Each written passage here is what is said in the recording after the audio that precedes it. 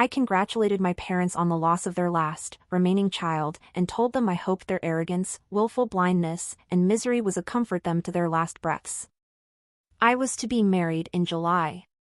2 months ago I came home from a work trip to find my ex-fiancé in bed with my BFF's sister. I kicked him out, cancelled the wedding, warned him I would get rid of his stuff if he didn't come get it all, then weeks later dumped it all on the curbside with a free sign, sold or donated or dumped everything he gave me, and pawned the ring. I blocked him everywhere. Called the cops on him when he showed up, after I gave his stuff away, banging on my door, called them again when he turned up at my workplace and made a scene, and called them on his family when they showed up en masse to plead his case. I didn't go scorched earth on ex-BFF's sister. I did tell her husband I caught her in bed with my ex. Last I heard she'd been kicked out of the house and was back living with her parents.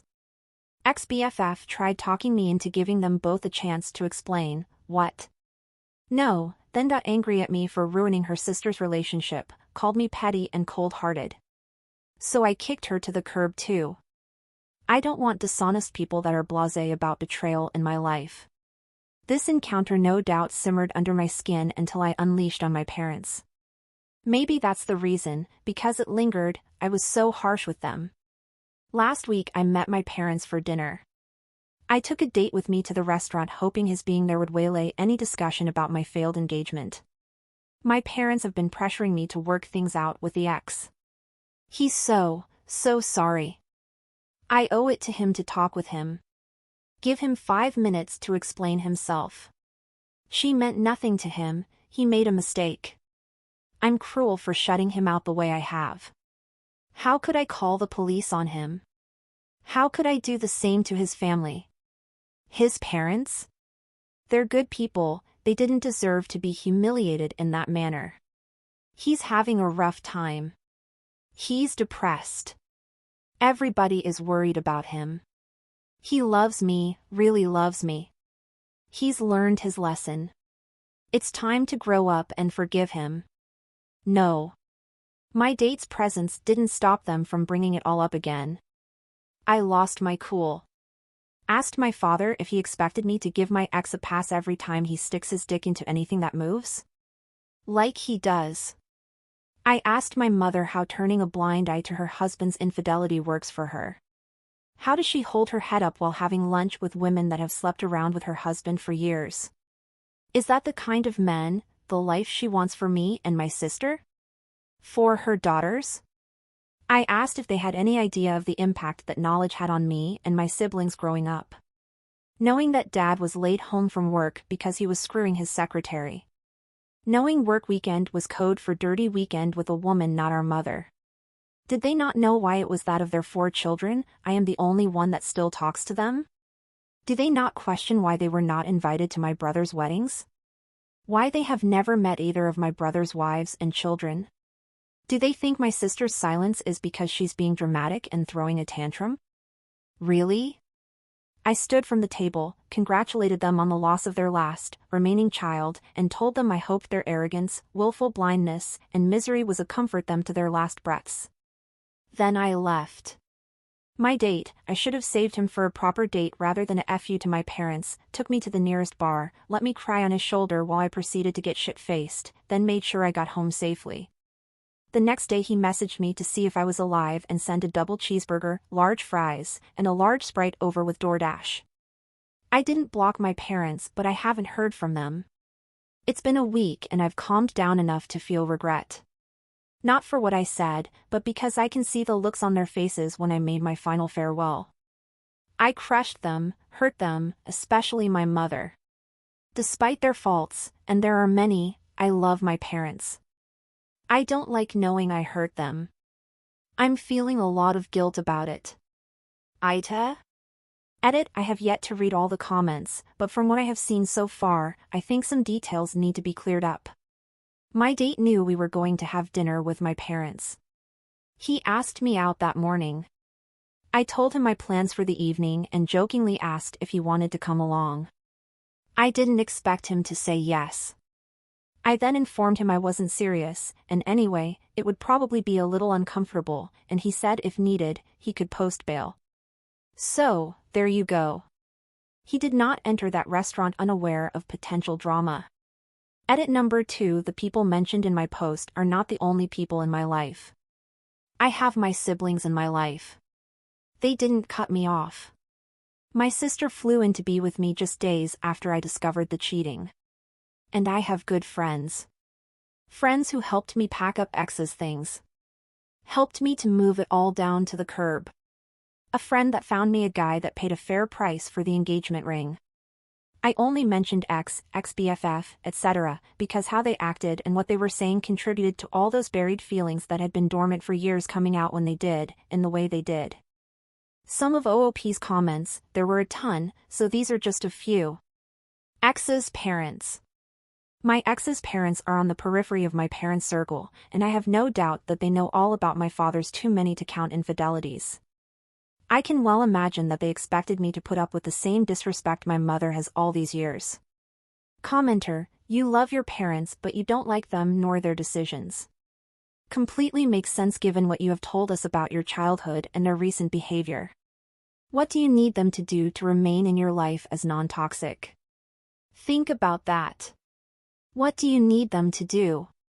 What would be the ideal and what would be the bare minimum? OOP, ideally, I'd like my mother to leave my father and take him for everything. That will never happen. Another thing that won't ever happen is my father practicing discretion. What do they care, for the humiliation they forced on us? Knowing their own needs and desires will always be prioritized over anyone else's, I'd settle for an acknowledgement of the hurt we've endured for most of our lives. But I don't think I should hold my breath for that. Commenter, could well be that seeing how her mom sees nothing amiss with her partner cheating and how Ops seemed to have no issue with it, that's why the ex thought there'd be no consequences for him either. OOP, I can see how people would think that. I didn't talk about it, ever, with anyone but my sister. Even then, we were both drunk and high when it came up. Of course others would think I accepted that things were as they were. Of course they would. It's not like anyone asked if I was okay with it, so how could they be expected to know that I wasn't? I understand that POV. To a downvoted commenter. My parents' choices had a direct and negative impact on my life and the lives of my siblings. If their choices had been discreet and not an open secret that we all learned about in late childhood/early teens, then maybe we wouldn't have had to live under the weight of the knowledge. But we did, and that's on them. Why should I have let anyone speak on behalf of the man who cheated on me? They went from almost being my family to people I'd rather avoid in an instant. I don't have to justify that to them, just like I don't have to listen to whatever BS they were geared up to tell me. My unwillingness to hear them out said everything I needed to say. I'll own entitled bitch. Because I am entitled to my peace of mind. The ring being the ex's legally. Not in my state. He gave it to me. It was mine to do with as I pleased. It pleased me to pawn it. Commenter, I'm curious though, you and your siblings were so affected by your father's infidelity growing up because your mother didn't care? Or because you saw how much it hurt her, but she put up with it? OOP, I can only speak for myself. My father's infidelity was an open secret. We were probably the last ones to know, but we couldn't avoid knowing. And we couldn't share, not even with each other. I figured out it was a secret that everyone knew. Everyone ignored it, and no one talked about it. Therefore, it was shameful. It became painful when I realized my mother knew. I started to understand why she would start to tense up when my father didn't arrive home at a specific time, why I could hear her crying in her room after we had gone to bed, why her and my father would argue when he went away for whole weekends at a time, why she would start banging pots around in the kitchen when he would come home and head straight for the shower. All these things and more that caused my mother hurt. Then, to realize that she was in part responsible for her own pain by not doing anything to stop from being hurt by him. It messed me up. But I loved my mother, and I loved my father, so I kept silent about the secret, and that messed me up more. Commenter, what I want to know if they argued back. Did they defend themselves? Did your mom say I did it to keep the family together? She really thought none of you knew? Grandparents' paternal side probably told your mom to look away. It was normal. OOP, they didn't sit there passively while I went off my half-cooked, but they didn't make a scene.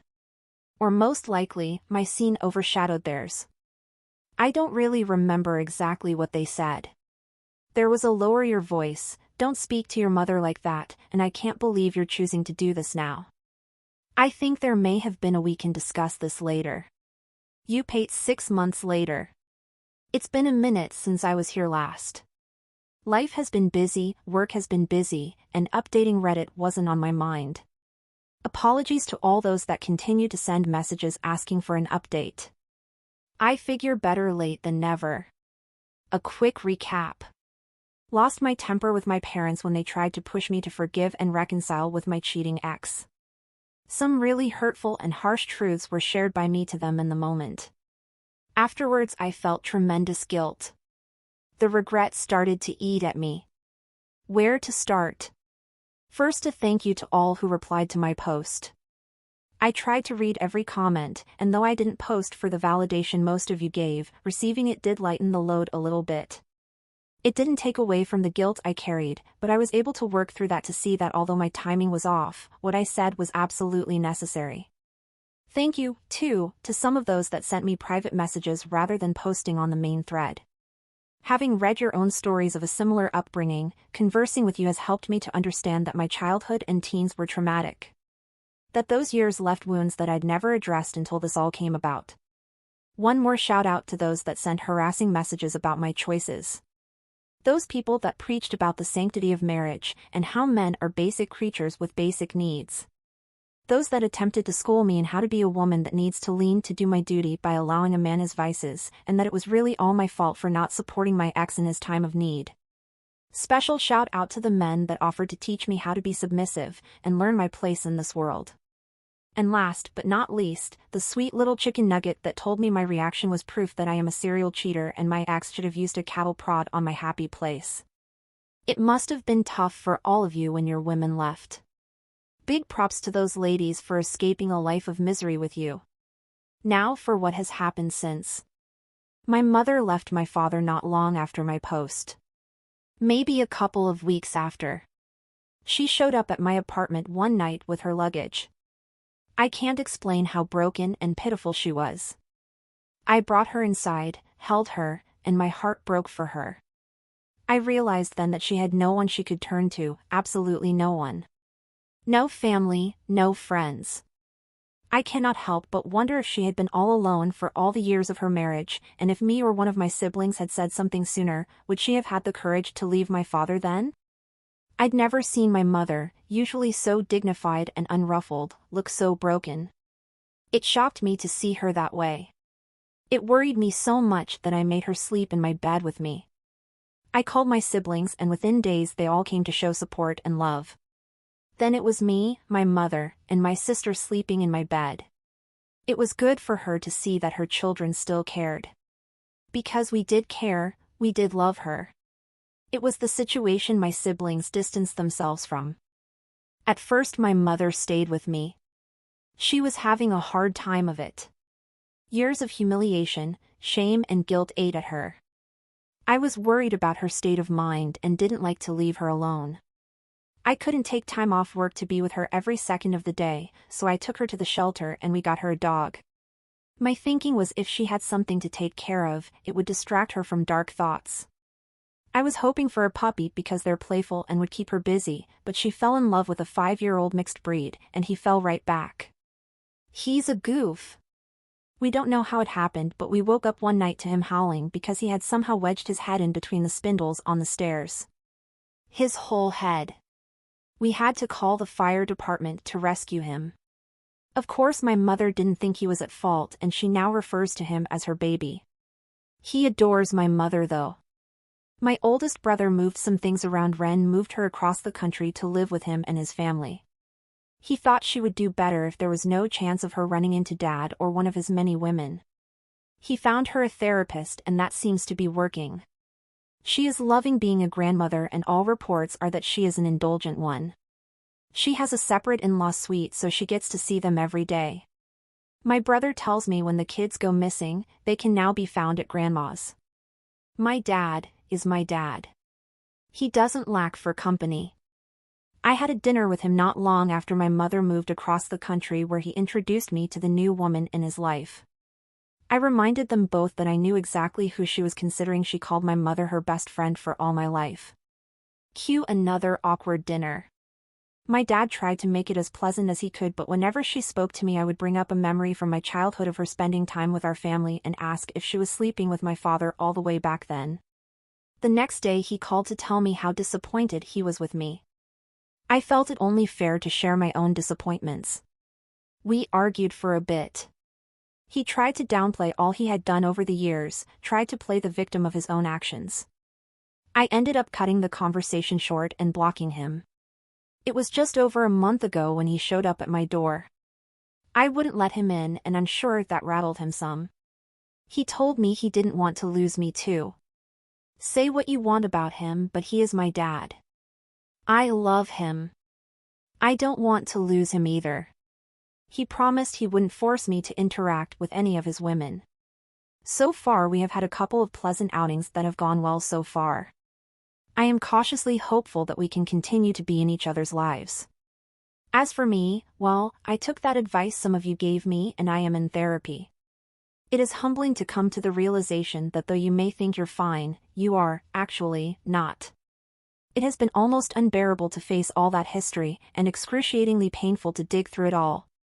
At the end of some sessions, all I want to do is head to the nearest bar and drink until I forget all about what I just went through to find out where it all started, and why I am the way I am. I think therapy is one of the most difficult things I have ever done. I don't know how some of you have been doing it for as long as you have. I also don't know why you do it so willingly. I'm a crazy nutter for listening to all you nutters in the first place. But it is helping. Now, for the update most of you want. I cannot even tell you how many messages I continue to receive from people wanting to know about him. It was almost like you all were saying, "Girl, we don't care about whatever life crisis you're going through, just tell us about the date." Well, I haven't replied to any of those queries because my post wasn't about him. Now, I figure, in a roundabout way, I owe you something because you all played a part in where we are today. I won't give a rundown of everything that has happened between us, but I will give you a few things. He contacted me after seeing a podcast on YouTube. He sent me a link with the query, "Is this you?" It would be an understatement to say I was mortified. My mortification kept me from replying to him. I was so deep in my embarrassment that I didn't even bother to read the messages he sent me over the next couple of weeks. When I finally did read them, it was to find a whole heap of screenshots of people's comments. I'm going out on a limb by saying you don't need me to tell you the contents of the comments he was sending me. I eventually got back to him. It was difficult for us to make time to see each other. As I stated earlier, my life, both personal and professional, has been busy.